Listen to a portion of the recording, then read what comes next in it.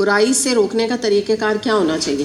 تو اس کو ہم یہ دیکھتے ہیں, یہ سورہ حامیم السجدہ آیت نمبر 34 میں آتا ہے, ادفع باللتی ہی احسن فاذا الذی بینک و بینہ عداوۃ کأنہ ولی حمیم. کیا ترجمہ ہے اس کا؟ کہ برائی کو بھلائی سے دور کرو تو یکا یک وہ شخص جس کے آپ کے اور اس کے درمیان دشمنی تھی وہ ایسا ہو جائے گا جیسا وہ تمہارا جگری دوست ہے.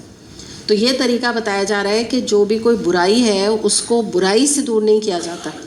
جھوٹ بول کے دونوں جھوٹ بولیں گے تو کوئی بھی بھلائی نہیں نکلے گی. اگر جھگڑا ختم کرنا ہے, اگر دونوں جھگڑیں گے اور کوئی بھی بیچ میں جھکے گا نہیں تو جھگڑا ختم نہیں ہوگا.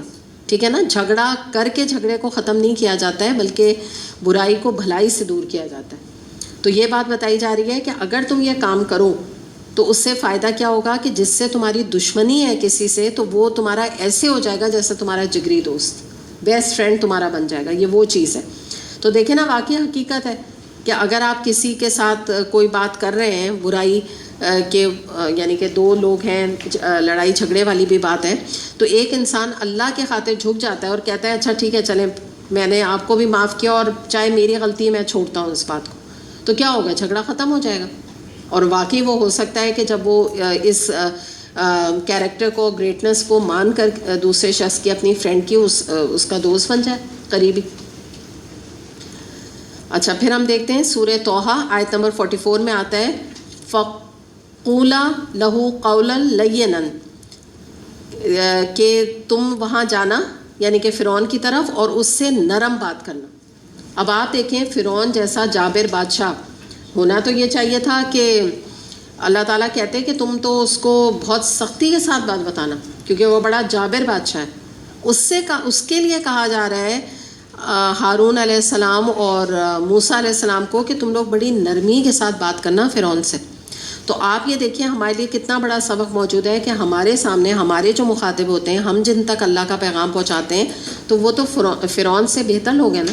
یقین ہے آپ کو, بچے جو ہیں ہمارے فرعون سے بہتر ہیں نا. لیکن آپ دیکھیے کس طرح ان تک دین پہنچاتے ہیں ہم. یا لوگ جو ہیں, لوگ جو عام لوگ ہوتے ہیں ان کو ہم کتنا برا سمجھتے ہیں, کتنا گنہگار سمجھتے ہیں, اتنا سخت لفظ ان کے لیے استعمال کرتے ہیں جیسے ابھی میں نے کہا نا. حالانکہ آپ مجھے بتائیں فرعون کے لیے اللہ تعالیٰ فرما رہے ہیں کیونکہ دیکھیں جتنا جو معصیت اور گناہوں میں سخت ہوتا ہے نا اتنا اس کا ایگو ہوتا ہے. جتنا آپ اس سے سختی کے ساتھ بات کریں گے وہ تو اور بات نہیں مانے گا. جو الحمدللہ قرآن پڑھنے والے لوگ ہیں ان کو تو ایک دفعہ آپ لوگوں کو الحمدللہ کوئی بات بتاتی جائے, آپ کا دل میں نہ سوال آئے گا نہ کویسچن آئے گا کیونکہ الحمدللہ آپ کے مائنڈ ٹرین ہوئے ہیں نا قرآن کے ساتھ ایک تعلق سے. لیکن ایک کوئی تھرڈ پرسن آئے گا اور جو کہ بہت ہی زیادہ تکبر میں مبتلا ہے اور وہ اپنی شان کے خلاف سمجھتا ہے دین کی بات کرنا یا قرآن پڑھنا پڑھانا, تو اس کو ڈیل کرنا زیادہ مشکل کام ہے.